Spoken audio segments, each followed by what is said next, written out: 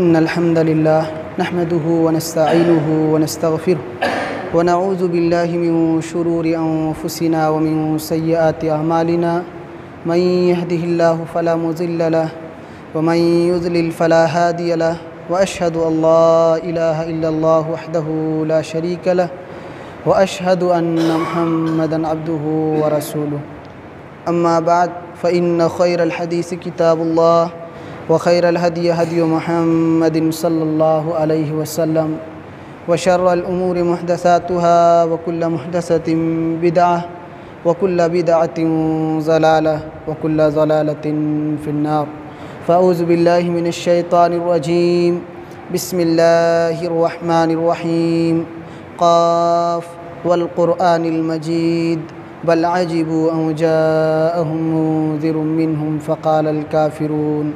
هذا شيء عجيب أإذا متنا وكنا ترابا ذلك رجع بعيد قد علمنا ما تنقص الأرض منهم وعندنا كتاب حفيظ بل كذبوا بالحق لما جاءهم فهم في أمر مريج أفلم ينظروا إلى السماء فوقهم كيف بنيناها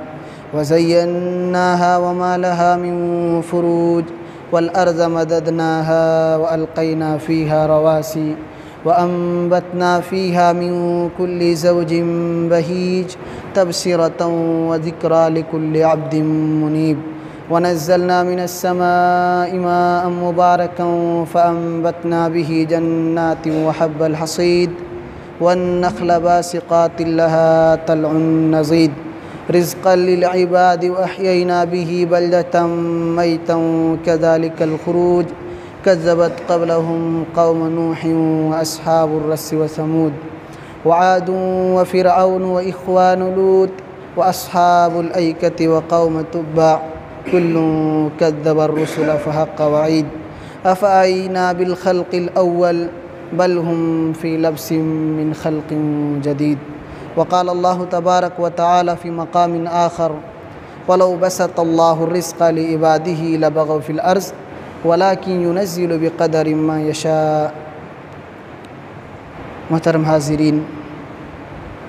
سب سے پہلے تمام قسم کی تعریف، توصیف، کبریائی و بڑائی اس اللہ رب العالمین کے لیے لائق اور زیبا ہے جس نے ہم سب کو اس کائنات کے اندر پیدا فرمایا اور پیدا فرمانے کے بعد ہمیں بے یار و مددگار نہیں چھوڑا بلکہ ہماری ضروریات زندگی کا مکمل انتظام فرمایا اور ہماری اخروی رشد و ہدایت کی خاطر بے شمار انبیاء علیہم الصلاۃ کو اس کائنات کے اندر مبعوث فرمایا. ان تمام انبیاء علیہم الصلاۃ پر درود و سلام کے پھول نچھاور ہوں، بالخصوص ہمارے آخری نبی سرتاج رسول سید الکونین جناب محمد الرسول اللہ صلی اللہ علیہ وسلم پر. حاضرین کرام، حمد و صلات کے بعد خطبہ جمعہ کا جو عنوان ہے وہ ہے غریب و کمزور مسلمان کی فضیلت اور بھیک مانگنے کی مذمت. ہمارے علاقے کے اندر ہم اور آپ دیکھتے ہیں کہ وہ انسان جو غریب اور محتاج ہوں، مالی اعتبار سے کمزور ہوں، وہ یہ سمجھتا ہے کہ اللہ کی نگاہ میں ناپسندیدہ ہوں، اسی لیے دوسروں کو دولت ملتی ہے، ہمیں دولت نہیں ملتی. یہ تصور ہے، یہ فکر ہے، یہ سوچ ہے ہمارے معاشرے کے اندر، جبکہ حقیقت کچھ اور ہے. مال و دولت کی کمی یہ اللہ کی نگاہ میں پسند و ناپسندیدگی کی دلیل نہیں ہے. اللہ کے نبی صلی اللہ علیہ وسلم کی چند احادیث کو ہم آپ کی خدمت میں رکھیں گے. اس سے پہلے سب سے جو پہلی اور بنیادی بات ہمیں یاد رکھنی ہے وہ یہ ہے کہ رزق کا مالک اللہ تعالیٰ ہے. ہمیں جو روزی ملتی ہے وہ اللہ تعالیٰ ہمیں اور آپ کو روزی دینے والا ہے. اللہ تعالیٰ نے قرآن مقدس کے اندر اس کا تذکرہ کیا ہے، ما اريد منهم من رزق وما اريد ان يطعمون ان اللہ هو الرزاق ذو القوة المتین، کہ ہم ان سے رزق نہیں طلب کرتے اور ہم یہ نہیں چاہتے ہیں کہ وہ ہمیں کھلائے، بلکہ اللہ تعالیٰ روزی رساں ہے، روزی کا مالک ہے، روزی دینے والا ہے، جو بہت ہی قوت والی ذات ہے. تو اللہ تعالیٰ نے ہمیں روزی عطا کی ہے اور روزی عطا کرتا ہے، اور اللہ رب العالمین نے اپنی حکمت بالغہ سے، حکیمانہ تدبیر سے اس دنیا والوں کے اندر روزی کو تقسیم کر دیا ہے، کسی کو کم دیا ہے، کسی کو زیادہ دیا ہے، کسی کو مالدار بنایا ہے تو کسی کو غریب بنایا ہے۔ اللہ رب العالمین نے روزی کو تقسیم کر دیا ہے اور اس کی حکمت بیان کر دی کہ کیوں اللہ رب العالمین نے یکساں روزی سارے لوگوں کو نہیں دیے۔ جب سب کے سب اللہ کے بندے ہیں، سب کے سب کو اللہ رب العالمین نے پیدا کیا ہے، تو پھر ہونا یہ چاہیے تھا ہماری عقل کے حساب سے کہ سب کو روزی بھی برابر ملتی۔ لیکن ہم دیکھتے ہیں کہ کچھ مالدار ہیں اللہ کے بندوں میں سے اور کچھ غریب و محتاج ہیں۔ اللہ تعالیٰ نے اس کی حکمت بیان کی۔ اللہ تعالیٰ نے فرمایا وَلَوْ بَسَطَ اللَّهُ الرِّزْقَ لِعِبَادِهِ لَبَغَوْا فِي الْأَرْضِ، کہ اگر اللہ تعالیٰ زمین میں رزق کو کشادہ کر دیتا، رزق کو پھیلا دیتا، سارے لوگوں کو یکساں روزی عطا کرتا، تو لوگ زمین میں فساد برپا کرتے۔ وَلَٰكِن يُنَزِّلُ بِقَدَرٍ مَّا يَشَاءُ، لیکن اللہ تعالیٰ ایک اندازے کے حساب سے جو وہ چاہتا ہے اسی حساب سے اپنے بندوں کے درمیان روزی کو تقسیم کرتا ہے، رزق کو نازل کرتا ہے۔ آپ اندازہ لگائیں، اگر سب مالدار ہو جائے، سب کے پاس ایک ہی طرح کی چیزیں موجود ہوں، کوئی کسی کی ماتحتی قبول نہیں کرے گا، کوئی کسی کی بات سننے کے لیے تیار نہیں ہوگا، کوئی کسی کی مدد کرنے کے لیے تیار نہیں ہوگا، کیونکہ کسی کو دوسرے کی ضرورت نہیں ہوگی۔ ایک کا کام دوسرے کے ذریعہ اللہ تعالیٰ کراتا ہے، ایک کے مال کے ذریعہ دوسرے کو فائدہ پہنچاتا ہے، تو ایک کے ہنر کے ذریعہ اس کی روزی روٹی کا انتظام کرتا ہے۔ المہم اللہ تعالیٰ نے حکمت بالغہ کے تحت اس نظام کو چلایا ہے اور چلا رہا ہے کہ روزی کو تقسیم کیا ہے، کسی کو کم دیا ہے، کسی کو زیادہ دیا ہے۔ لیکن یہ بھی یاد رہے کہ اللہ تعالیٰ نے جو یہ نظام عطا کیا ہے، روزی کی جو یہ تقسیمات ہیں کم اور زیادتی کی، یہ بہت بڑی آزمائش ہے، یہ بہت بڑا امتحان ہے اللہ تعالیٰ کی جانب سے۔ اور آپ اندازہ لگائیں گے انسان غربت کی وجہ سے بھی راہ راست سے بھٹکتا ہے اور مال و دولت کی وجہ سے بھی بھٹکتا ہے۔ اس لیے ایک آزمائش کی گھڑی ہوتی ہے، اللہ کسی کو دولت دیتا ہے اور آزماتا ہے کہ دیکھیں یہ بندہ نعمتوں کو پا کر، دولت کو پا کر، مال کو پا کر مجھے بھول جاتا ہے، میری نافرمانی کرتا ہے، میری ناشکری کرتا ہے، فضول خرچی میں ان نعمتوں کو اڑاتا ہے اور گناہ کے کاموں میں اپنی دولت کو کھپاتا ہے، یا میرا یہ بندہ اتنی ساری نعمتوں کو پا کر، دولتوں کے انبار کو بھی دیکھ کر مجھے نہیں بھولتا، کیا رویہ اختیار کرتا ہے ان نعمتوں کو پا کر۔ تو دولت دے کر اللہ آزماتا ہے کہ کہاں خرچ کرتا ہے، کیا رویہ اختیار کرتا ہے۔ عموماً انسان جب دولت آتی ہے تو غرور میں مبتلا ہو جاتا ہے، بے دین ہو جاتا ہے، کسی کو اپنے مقابلے میں سمجھتا ہی نہیں ہے، وہ یہ سمجھتا ہے کہ آج پیسے ہیں ہمارے مقابلے میں کوئی نہیں ہے، کسی کا احترام نہیں کرتا، کمزوروں کے ساتھ اٹھنا بیٹھنا اپنے لیے عیب کی بات تصور کرتا ہے، جبکہ اللہ تعالیٰ کی جانب سے ایک ابتلا ہے، آزمائش ہے، امتحان ہے۔ دولت کو دیکھ کر انسان کو اپنی حقیقت کو بھولنا نہیں چاہیے کہ میں بھی اللہ کا ایک بندہ ہوں اور وہی حقیر پانی سے پیدا کیا گیا ہوں، لہذا آج دولت ہے، یہ دولت آنی جانی ہے، دو دھاری تلوار سے کہا گیا ہے، آج ادھر ہے کل ادھر ہے، آج ہمارے پاس ہے کل کسی اور کے پاس چلا جائے گا۔ پھر کس دولت کے نشے میں آپ چور ہیں، کس دولت میں آپ کو غرور میں مبتلا کر دیا ہے، آپ کس دولت کی بات کرتے ہیں؟ جو دولت موت کے بعد آپ کے ساتھ نہیں رہنے والی ہے، جو دولت آپ کے کچھ بھی کام نہیں آنے والی ہے، جو دولت آپ کے آخری وقت تک باقی رہنے والی نہیں ہے۔ ہم نے دیکھا کل تک جو مالدار تھے آج ان کی غربت کی زندگی بھی دیکھتے ہیں، اور ہمارے علاقے ہی کے اندر ہم ہی نے دیکھا ہے کہ کل تک جو غریب تھے کھانے کا کوئی ٹھکانہ نہیں تھا، آج محلوں میں راج کرتے ہیں۔ تو یہ دولت کبھی بھی آ سکتی ہے، جا سکتی ہے، لہذا دولت کے ذریعہ اللہ آزماتا ہے، کسی کو غریب بنا کر آزماتا ہے۔ عموماً ہم نے کہا کہ لوگ جب غربت کی زندگی کو دیکھتے ہیں تو دل میں ایک ہی خیال اور تصور آتا ہے کہ اللہ کی نگاہ میں ہم اتنا ناپسندیدہ کیسے ہو گئی، اللہ نے ہمیں اتنا دور کیسے کر دیا کہ فلاں کو دولت ملی ہمیں نہیں ملی۔ تو یاد رکھیے غربت یہ اللہ کی ناراضگی کی دلیل نہیں ہے۔ اللہ تعالیٰ کسی کو مال کی کمی کے ذریعہ آزماتا ہے کہ فقر و فاقہ میں بندہ مجھے بھولتا ہے، جزا فضا کرتا ہے، شکوہ شکایت کرتا ہے، میری نافرمانی کرتا ہے، اللہ کی ذات کو گالی دیتا ہے، یا بندہ ایسی حالت میں بھی اللہ تعالیٰ کو نہیں بھولتا، صبر کرتا ہے، اللہ کے دی ہوئی حالت پر وہ قناعت اختیار کرتا ہے، اللہ پر بھروسہ رکھتا ہے، کیا رویہ اختیار کرتا ہے۔ تو یہ غربت بھی اللہ کی جانب سے ایک بہت بڑی آزمائش ہے۔ انسان اس زندگی کے بھاگ دوڑ میں دولت کو کمانے کے لیے ہر شخص چاہتا ہے کہ مالدار بنو، لیکن اللہ نے جب رزق متعین کر دیا ہے، کوشش کے باوجود بھی انسان کو اتنا ہی مل سکتا ہے جتنا اس کی قسمت میں اللہ نے لکھ دیا ہے۔ اس لیے آپ کی محنت کے بعد، آپ کی کوشش کے بعد، آپ کے دوڑ دھوپ کے بعد، آپ کے ساری کوششوں کے بعد اللہ جو کچھ آپ کو دے دے، آپ صبر کریں اور بھروسہ رکھیں اللہ کی ذات پر کہ اللہ نے ہماری تقدیر میں اتنا ہی لکھا تھا۔ اگر کم دیا ہے تو صبر کیجئے۔ آپ سے بھی زیادہ غریب اور گرے ہوئے لوگ علاقے میں موجود ہیں، ایسے بھی لوگ موجود ہیں جس کے پاس کھانے تک کی روٹیاں نہیں ہیں، روکھی سوکھی زندگی بھی گزارنے پر مجبور ہیں۔ آپ تو کم ہی صحیح لیکن اللہ نے نعمتوں سے نوازا ہے۔ اپنے سے کمتر کو دیکھیے، اللہ کی نعمتوں پر شکر کا جذبہ پیدا ہوگا۔ اپنے سے زیادہ مالدار لوگوں کو دیکھیں گے، ناشکری کی صفت آپ کے اندر پیدا ہوگی، بے دینی کی طرف آپ قدم بڑھائیں گے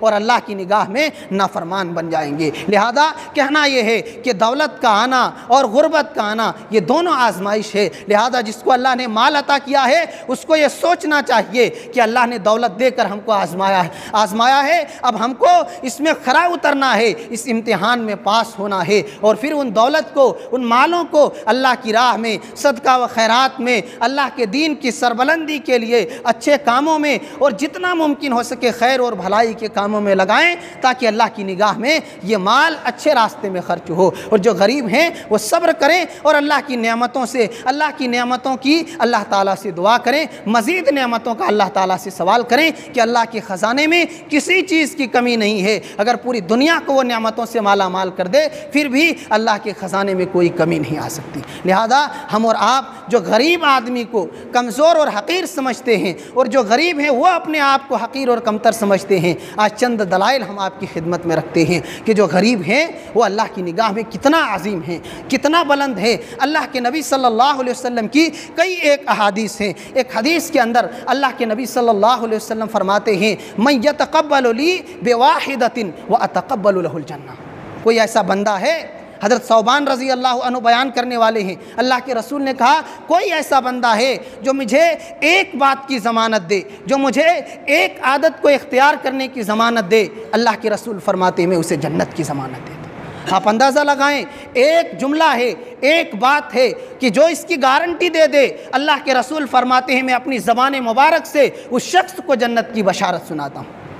اللہ کے رسول صلی اللہ علیہ وسلم کے وہ پیارے صحابی حضرت ثوبان رضی اللہ عنہ فرماتے ہیں اللہ کے رسول میں آپ کے اس حکم پر عمل کرنے کے لیے تیار ہوں، آپ بتائیے میں وہ کام کرنے کے لیے تیار ہوں۔ اللہ کے رسول نے کہا لا تسأل الناس شیئا، ثوبان کسی سے کوئی چیز مت مانگنا۔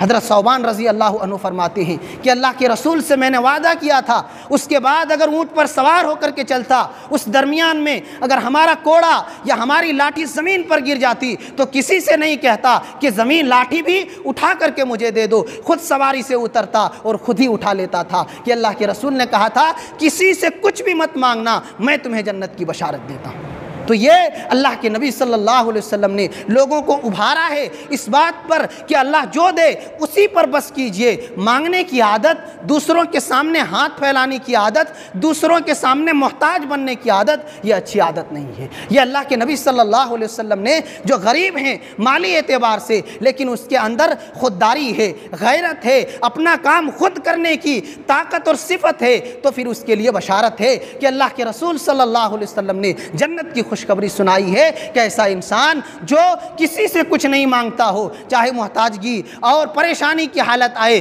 خود ہی سے اس کا مقابلہ کرتا ہو اور اس پریشانی کو دور کرتا ہو تو میں اس کو جنت کی بشارت دیتا ہوں، میں اس کو جنت کی بشارت دیتا ہوں۔ ایک دوسری حدیث اللہ کے نبی صلی اللہ علیہ وسلم فرماتے ہیں کہ کیا میں تم کو نہ بتا دوں کہ جنت میں کون لوگ جائیں گے،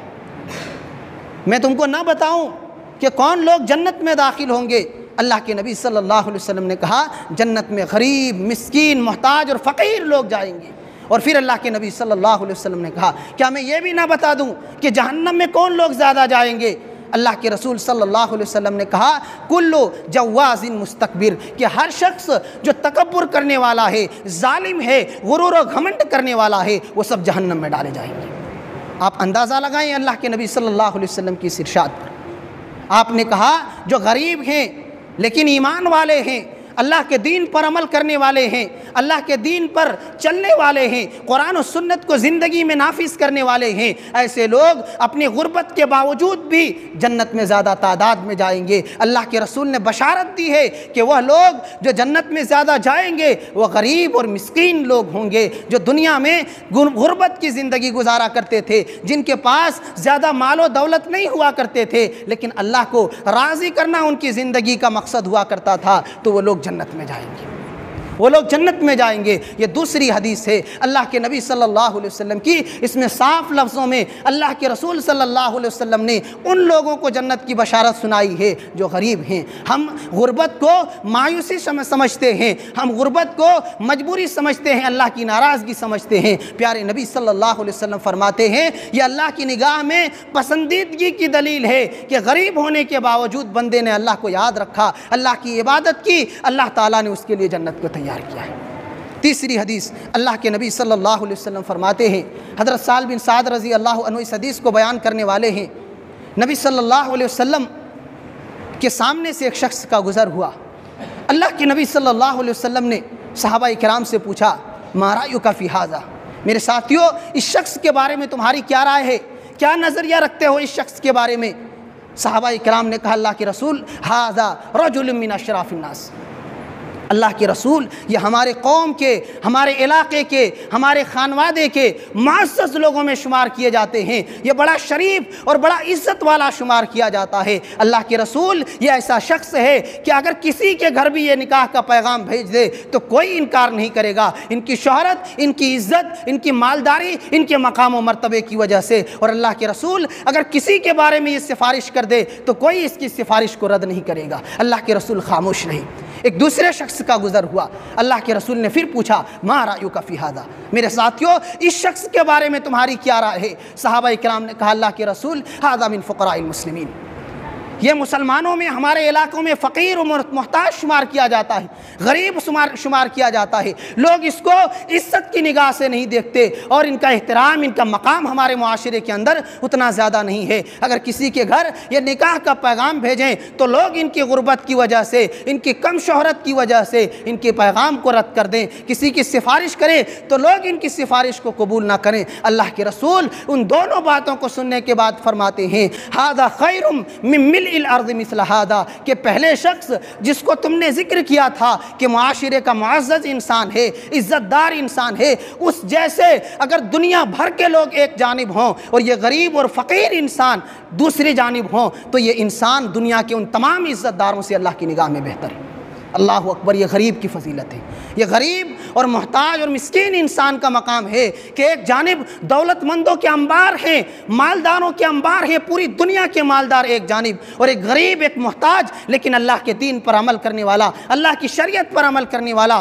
قرآن و سنت پر عمل کرنے والا ایک جانب ہے۔ اللہ کے رسول فرماتے ہیں یہ غریب ان سب لوگوں سے بہتر ہے، اللہ کی نگاہ میں ان سب لوگوں سے اچھا ہے۔ میرے بھائیوں، یہ غریبی ہمارے اور آپ کے لیے یقیناً دنیاوی اعتبار سے مشکلات ضرور آئیں گی، پریشانیاں ہوتی ہیں غربت کی وجہ سے، مسائل آتے ہیں غربت کی وجہ سے، لیکن آخرت میں مقام بھی بڑا ہے، مرتبہ بھی اونچا ہے، اس کا بدلہ بھی اللہ کی نگاہ میں بڑا ملنے والا ہے۔ لہٰذا صبر کیجئے، اللہ سے دعا کیجئے ان مصائب کے ٹل جانے کا، اور اللہ کی ذات پر بھروسہ رکھیے کہ غربت بھی لانے والی ذات اللہ تعالیٰ ہی کی ہے اور مالداری بھی اللہ تعالیٰ ہی عطا کرتا ہے، لہٰذا اللہ کی ذات پر بھروسہ رکھیں۔ چوتھی حدیث اللہ کے نبی صلی اللہ علیہ وسلم کی بہت ہی پیاری حدیث ہے، صحیح بخاری اور صحیح مسلم کی روایت ہے۔ اللہ کے نبی صلی اللہ علیہ وسلم فرماتے ہیں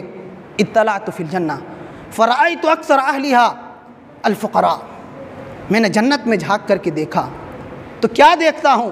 کہ فقیر، مسکین اور کمزور جو مسلمان تھے دنیا کے اندر وہ جنت کے اندر بھرے پڑے ہیں۔ کمزور مسلمان،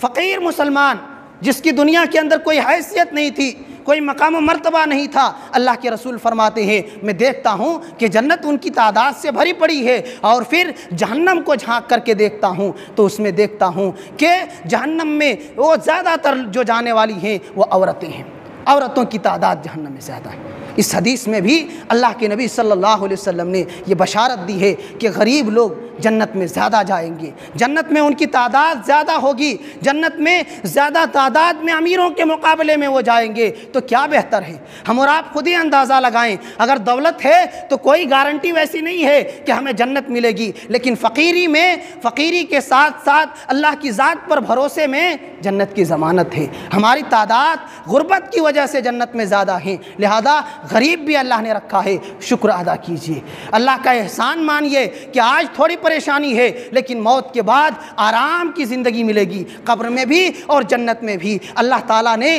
خصوصیت کے ساتھ غریبوں کو زیادہ جنت میں داخل کرنے کا وعدہ کیا ہے اپنے محبوب کی زبانی۔ یہ چوتھی حدیث ہے۔ پانچویں حدیث، نبی صلی اللہ علیہ وسلم فرماتے ہیں کہ معراج کی رات قمت علی باب الجنہ، میں جنت کے دروازے پر کھڑا تھا۔ میں جب معراج کرائی گئی آپ کو ایک ہی رات میں مکہ سے بیت المقدس سے آسمانوں کی سیر کرائی گئی، اس رات اللہ کے رسول نے جنت و جہنم کا بھی دیدار کیا تھا۔ اس موقع پر اللہ کے نبی صلی اللہ علیہ وسلم نے چند مناظر دیکھے تھے۔ ایک مناظر جو ہم آپ کے سامنے بیان کر رہے ہیں، اللہ کے رسول صلی اللہ علیہ وسلم فرماتے ہیں قمت علی باب الجنہ فاذا عامۃ من دخلھا، کہ میں جنت کے دروازے پر کھڑا ہو گیا۔ اس رات میں جنت کے دروازے پر کھڑا ہوا تو کیا دیکھتا ہوں؟ عامۃ من دخلھا المساکین، عام لوگ، زیادہ آبادی جو جنت میں ہیں وہ مسکینوں کی ہے، محتاجوں کی ہے، غریبوں کی ہے۔ یہ جنت میں مومنوں میں سے غریب اور مسکین لوگوں کا حال ہے کہ جو دنیا میں غریب تھے اللہ تعالیٰ نے زیادہ تعداد میں اس کو جنت میں داخل کیا ہے۔ میرے بھائیوں، اگر آپ کے پاس دولت کم ہے گھبرانے کی ضرورت نہیں ہے، آپ صبر کیجئے، اللہ کی ذات پر بھروسہ رکھیے، اللہ جس حال میں رکھتا ہو اسی حال میں خوش رہیے۔ اللہ کے نبی صلی اللہ علیہ وسلم نے کہا وَأَصْحَابُ الْجَدِّ مَحْبُوسُونَ، یہ تو جنتیوں کا حال تھا، غریبوں کا حال تھا، وہ پہلے پہل جنت میں داخل ہو گئے، اور جو مالدار تھے مومنوں میں سے وہ جنت میں داخل ہونے سے روک دیے گئے۔ اللہ کے رسول فرماتے ہیں اور جو جہنمی تھے ان کا فیصلہ ہو چکا ہوگا اور اس کو حکم دے دیا جائے گا کہ ان کو جہنم کی طرف لے جایا جائے، جہنمی جہنم میں چلے جائیں گے۔ غریب و مسکین لوگ پہلے جنت میں داخل ہو جائیں گے، مومنوں میں سے مالدار لوگ روک لیے جائیں گے کیونکہ ان کے مال زیادہ تھے، ان کا کاروبار بڑا تھا، ان کی تجارت بڑی تھی، ان کا حساب و کتاب بھی بڑا ہوگا۔ اور غریبوں کے پاس کچھ نہیں تھا، روکھی سوکھی زندگی تھی، کسی طریقے سے کھا کر پیٹ پال کر کے زندگی گزارتے تھے، اور اسی حال میں اللہ کے پاس چلے گئے، فوراً ان کا حساب و کتاب ہوا، آسانی کے ساتھ جنت میں چلے گئے۔ اسی لیے اللہ کے حبیب صلی اللہ علیہ وسلم نے ایک دوسری حدیث کے اندر ارشاد فرمایا، سنن ترمذی کی روایت ہے کہ قیامت کے دن مومنوں میں سے جو فقراء اور غریب لوگ ہیں، دنیا میں جو مالدار کے مقابلے میں غریب مومن تھے وہ مالداروں سے آدھے دن پہلے جنت میں چلے جائیں گے۔ اور اللہ کے رسول نے حدیث کے اندر صراحت کی ہے کہ قیامت کا آدھا دن 500 سال کے برابر ہوگا۔ یہ دنیا کا 500 سال اور قیامت کے دن کا آدھا دن دونوں برابر ہیں۔ آپ اندازہ لگائیں، ہم یوں کہہ لیں دوسرے لفظوں میں کہ غریب مومن قیامت کے دن مالدار مومن سے 500 سال پہلے جنت میں چلے جائیں گے۔ اللہ اکبر، کتنی بڑی بشارت ہے۔ تو کیا ہمیں مالدار بننے کی فکر کرنی چاہیے یا اللہ نے جس حال میں رکھا ہے اسی میں خوش ہو کر اللہ کی عبادت کرنی چاہیے؟ سوچنے کی بات ہے۔ یقیناً اگر عقل مند ہے تو اللہ نے جس حال میں رکھا ہے، یہ بات بھی یاد رکھیں کہ یہ ہم کہنے کے لیے نہیں آئے ہیں کہ مالدار ہونا بری بات ہے۔ مال و دولت کے نشے میں چور ہو کر اللہ کو بھول جانا غلط بات ہے۔ دولت والے بھی اللہ والے ہوا کرتے ہیں، وہ بھی جنت میں جائیں گے اگر وہ اپنی دولت کا صحیح استعمال کر لے، اللہ کی عبادت سے اپنی زندگی کو جوڑے رکھے۔ لیکن آج بتانے کا مقصد یہ ہے، جس میں اکثر لوگ اپنے آپ کو کم تر ظاہر کرتے ہیں اور اللہ تعالیٰ کی ذات کو بھی برا بھلا کہہ دیتے ہیں کہ اللہ تعالیٰ نے ہمیں غریب کیوں بنا دیا ہے، تو اس کو بتانا یہ ہے کہ آپ کے لیے غم اور افسوس کی گھڑی نہیں ہے بلکہ خوشی کا موقع ہے کہ آپ عام مومنوں سے 500 سال پہلے جنت میں چلے جائیں گے۔ یہ یقیناً بہت بڑی خوشخبری ہے کہ قیامت کے دن ان کا حساب و کتاب آسان ہوگا، پہلے وہ جنت میں چلے جائیں گے۔ ایک چھٹی حدیث سے اللہ کے نبی صلی اللہ علیہ وسلم فرماتے ہیں، یہ بھی صحیح بخاری اور صحیح مسلم کی روایت ہے کہ ایک مرتبہ جنت اور جہنم کا جھگڑا ہو گیا۔ اس میں سے جہنم کہنے لگی کہ میں وہ جگہ ہوں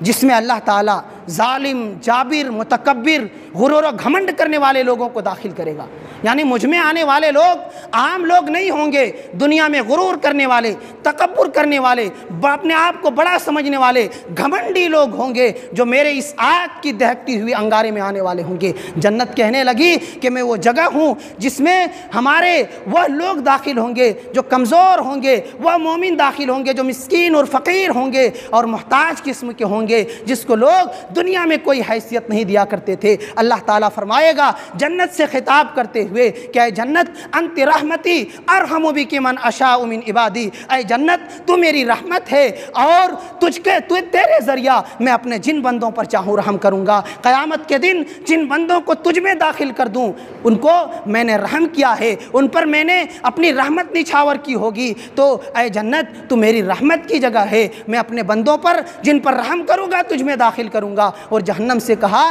کہ اے جہنم انت عذابی اعذب بک من اشاء من عبادی، اے جہنم تو میری عذاب ہے اور میں اپنے بندوں میں سے جس کو چاہوں گا تیرے ذریعہ عذاب دوں گا اور تم دونوں کو بھروں گا، خالی کسی کو نہیں چھوڑوں گا۔ اللہ کے رسول فرماتے ہیں جہنم میں سارے جہنمی چلے جائیں گے پھر بھی جگہ خالی ہوگی، تب اللہ تعالیٰ اپنے قدم مبارک کو رکھے گا اور جہنم کہہ اٹھے گی قط قط یا ربی، رب کریم بس اب میں بھر چکی ہوں، ہمارے اندر جگہ خالی نہیں ہے۔ اور حدیث کہتی ہے مومنوں کے لیے جنت میں سارے مومن جانے کے باوجود بھی جگہ خالی ہوگی، اللہ دوسری مخلوق کو پیدا کرے گا اور جنت کو پر کرے گا۔ یہ صحیح بخاری اور صحیح مسلم کی روایت ہے۔ کہنا یہ ہے کہ اس میں اللہ کے رسول صلی اللہ علیہ وسلم نے کہا کہ جنت یہ کہتی ہے کہ مجھ میں آنے والے لوگ کمزور ہوں گے، مجھ میں آنے والے لوگ تواضع اختیار کرنے والے ہوں گے، فقیر اور مسکین قسم کے لوگ ہوں گے، اور جہنم میں جانے والے غرور اور گھمنڈی قسم کے لوگ ہوں گے۔ لہذا ہمارے ان بھائیوں سے کہنا ہے جو غریب ہیں اور اپنی غربت کی وجہ سے اپنے آپ کو بے بس سمجھتے ہیں کہ آپ کو غم کرنے کی ضرورت نہیں ہے، آپ اللہ کی نگاہ میں ناپسندیدہ ہیں، ایسی کوئی بات نہیں ہے، بس ایک کام آپ کو کرنا ہے، اللہ نے عبادت کے لیے پیدا کیا ہے، اللہ کی عبادت کرتے رہیے، اللہ کی عبادت سے زندگی کو جوڑے رکھیے، انشاءاللہ آپ کی زندگی خوشحال ہوگی۔ اب یہ ہم نے باتیں بیان کی ہے کہ اللہ رب العالمین کی نگاہ میں غریب کا مقام بھی بہت اونچا ہے، اس لیے انسان خود محنت مزدوری کرے۔ اللہ کے رسول صلی اللہ علیہ وسلم فرماتے ہیں سب سے بہترین کمائی، سب سے بہترین روزی جو انسان حاصل کرتا ہے وہ خود کی محنت کی کمائی ہے، اس لیے انسان مزدوری کرے، محنت کرے، خود سے کوئی ہنر اپنے پاس رکھے اور حلال روزی کمانے کی فکر کرے اور اس میں کوشش کرے، حرام کے قریب نہ جائے، بھیک مانگنے اور لوگوں کے سامنے ہاتھ پھیلانے سے پرہیز کرے کہ یہ عیب کی بات ہے، بھیک مانگنا ذلت کی بات ہے، رسوائی کی بات ہے۔ اور ہم آج چند حدیثوں کو مختصراً ذکر کریں گے کہ کتنی بڑی وعید ہے ان لوگوں کے لیے جو دنیا میں بھیک مانگا کرتے ہیں۔ آج ہمارے علاقے کے اندر آپ دیکھیں گے بڑا عجیب مسئلہ ہے لوگوں کے درمیان کہ صحت مند ہیں، تندرست ہیں، طاقتور ہیں، کمانے کے لائق ہیں، کماتے بھی ہیں، لیکن کما کر کے آتے ہیں پھر علاقے میں گھومنے لگتے ہیں بھیک مانگنے کے نام پر۔ سب کچھ ہے، اس کے پاس کوئی مجبوری نہیں ہے۔ اگر آپ پوچھیں گے کیا مجبوری ہے بھائی، کچھ بھی نہیں۔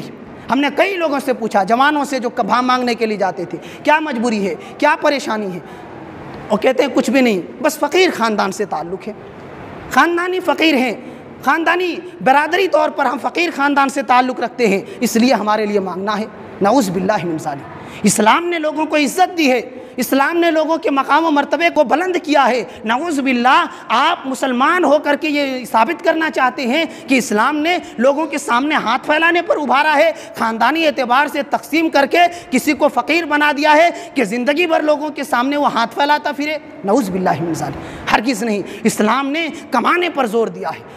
کما کر محنت مزدوری کر کے کھانے پر زور دیا ہے، لوگوں کے سامنے ہاتھ پھیلانے سے روکا ہے۔ اسلام میں خاندانی اعتبار سے مانگنے کا جو یہ سلسلہ ہے انتہائی غلط ہے۔ ایک ہی صورت میں مانگنا جائز ہے، جو مجبور ہوں، محتاج ہوں، کمانے کا کوئی سہارا نہیں ہو، بیمار ہوں، کوئی بڑی مشکل آ گئی ہو یا کوئی اور بڑا مسئلہ پیش آ گیا ہو جس کی وجہ سے مجبوراً ہاتھ پھیلانا پڑے تو وہاں گنجائش ہے، لیکن خاندانی طور پر کوئی مجبوری نہیں ہے، کمانے کے لائق ہیں، ان کا یہ بہانہ لگانا کہ فلاں برادری سے تعلق رکھتے ہیں اس لیے ہم مانگ رہے ہیں، بڑی عیب کی بات ہے۔ ان کو سمجھنا چاہیے کہ مانگنا ذلت کی بات ہے، رسوائی کی بات ہے۔ اسلام نے عزت عطا کیا ہے، اپنے ماننے والوں کو سرخرو بنایا ہے، احترام کی نگاہ سے دیکھا ہے اور کمانے پر زور دیا ہے۔ لہذا ہم اور آپ محنت مزدوری کریں۔ اگر ہمارے دروازوں پر مانگنے والے ایسے لوگ آتے ہیں تو آپ وہ بات کہیں جو اللہ کے نبی صلی اللہ علیہ وسلم نے دو نوجوانوں سے کہی تھی۔ آپ صلی اللہ علیہ وسلم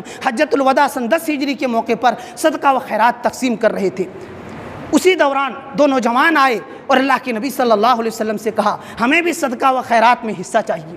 اللہ کے نبی صلی اللہ علیہ وسلم نے چہرہ انور کو اٹھا کر کے دیکھا، ان دونوں شخصوں کو دیکھ کر پھر چہرہ مبارک کو جھکا لیا اور اس شخص سے فرمایا ان شئتما آتیتکما ولا حظ فیہما لغنی ولا لقوی مقتصد۔ میرے بھائیوں، میرے ساتھیوں، اگر تم دونوں چاہو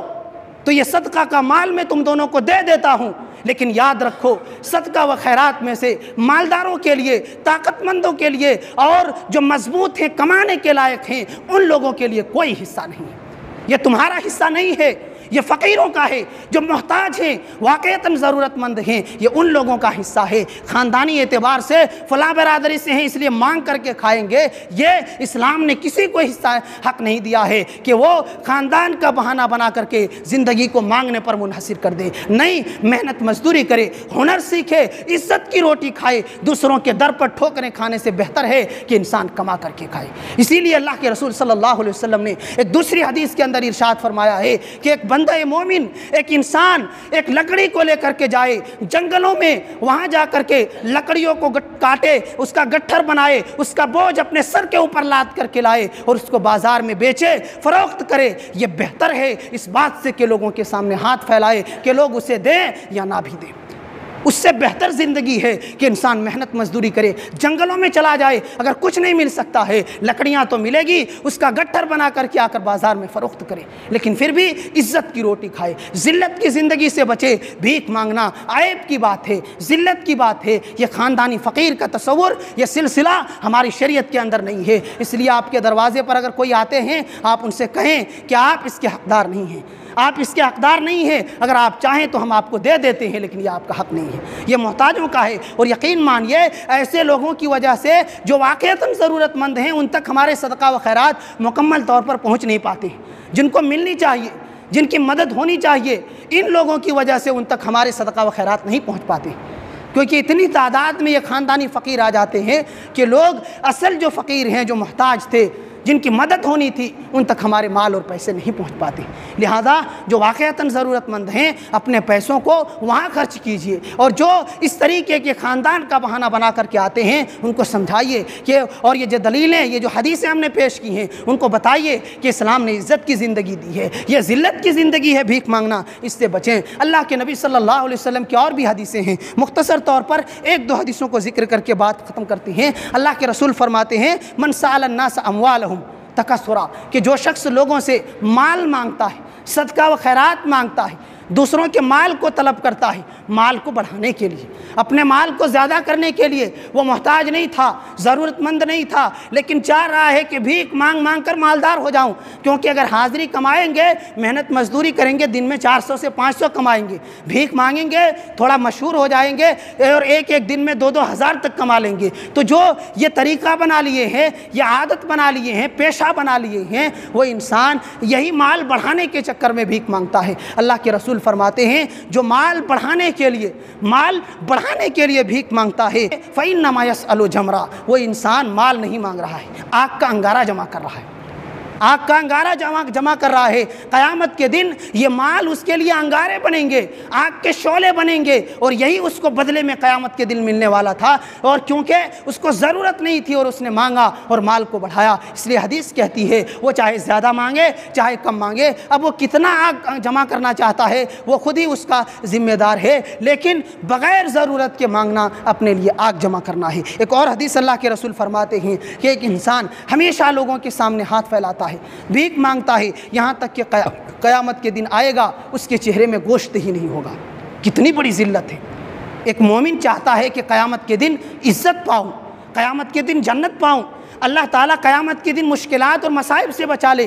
لیکن اللہ کے رسول فرماتے ہیں جو انسان دنیا میں بھیک مانگا کرتا تھا، ہمیشہ اس کی عادت تھی بھیک مانگ کر زندگی گزارنا، وہ قیامت کے دن جب اٹھایا جائے گا تو اس کے چہرے کی حالت بدل چکی ہوگی، اس کے چہرے میں گوشت نہیں ہوگا، صرف ہڈیاں ہوگی، گوشت نوچ کر ختم کر دیا ہوگا، اور یہ علامت ہوگی اس بات کی کہ بے ضرورت یہ شخص دنیا میں بھیک مانگا کرتا تھا۔ لہذا میرے بھائیوں، ہم اور آپ بھیک مانگنے سے بچیں۔ اللہ کے نبی صلی اللہ علیہ وسلم کی ایک آخری حدیث، اس کے بعد ہم بات ختم کر دیں گے۔ اللہ کے نبی صلی اللہ علیہ وسلم فرماتے ہیں من سأل الناس وله ما یغنی، کہ جو شخص لوگوں سے سوال کرتا ہے، بھیک مانگتا ہے، جبکہ اس کے پاس اس قدر مال تھا، اتنے اس کے پاس سامان تھے کہ وہ بھیک مانگنے سے بچ سکتا تھا، اپنے آپ کو بچا سکتا تھا، عزت کی روٹی کما کر جی سکتا تھا، کم ہی صحیح لیکن پھر بھی بھیک مانگا کرتا تھا، تو وہ قیامت کے دن جب آئے گا تو اس کے چہرے میں زخم ہوں گے، خراش ہوں گے، اس کا چہرہ زخم آلود ہوگا۔ اللہ اکبر، یہ ذلت کی بات ہوگی، قیامت کے دن رسوائی کی بات ہوگی۔ اس لیے میرے بھائیوں، تمام باتوں کا جو خلاصہ ہے وہ یہ ہے کہ اگر اللہ نے غریب بنایا ہے، اللہ کا شکر ادا کیجئے، قناعت اختیار کیجئے، صبر کے ساتھ اللہ تعالیٰ کی مدد طلب کیجئے، اور وہی حال میں خوش رہیے، اللہ کا شکر ادا کرتے رہیے کہ ہو سکتا ہے اللہ تعالیٰ کی آپ کی یہ ادا پسند آ جائے، اور آپ کے اسی ادا کی وجہ سے، اسی غربت پر صبر کرنے کی وجہ سے، اور اللہ کی عبادت سے جڑے رہنے کی وجہ سے اللہ آپ کو جنت دے دے۔ اور دوسری چیز کہ چاہے جتنی محتاجگی آ جائے، کوشش کرے کہ کبھی بھی لوگوں کے سامنے ہاتھ نہ پھیلائیں، جب تک سخت مجبوری نہ آ جائے لوگوں کے سامنے ہاتھ نہ پھیلائیں، تھوڑا کم ہی صحیح محنت کریں، دوسری مزدوری کریں، کوئی اور ہنر کریں، حلال کمائیں، لیکن ہاتھ پھیلانے سے بچیں کہ یہ عزت کی روٹی نہیں ہے، یہ ذلت کی زندگی ہے، رسوائی کی زندگی ہے، عیب کی بات ہے۔ اسلام نے لوگوں کو اس سے روکا ہے اور حلال کمانے، محنت مزدوری کرنے پر ابھارا ہے، اور سب سے بہترین کمائی محنت اور مزدوری اور اپنے ہاتھ کی کمائی کو اسلام نے قرار دیا ہے۔ اس لیے ہم محنت مزدوری کر کے کمائیں، کسی کے سامنے ہاتھ پھیلانے سے بچیں، اور جو لوگ ایسا کرتے ہیں ان کو سمجھائیں اچھے انداز میں کہ یہ گناہ کی بات ہے، اچھی بات نہیں ہے، اس لیے آپ محنت کریں، کوئی حلال روزی روٹی کا انتظام کریں۔ اللہ تعالیٰ سے دعا ہے کہ یہ باتیں جو بتائی گئی ہیں، اللہ تعالیٰ ہم سب کو ان باتوں پر عمل پیرا ہونے کی توفیق عطا فرما، آمین۔ سبحان ربک رب العزت عما یصفون وسلام علی المرسلین والحمد للہ رب العالمین۔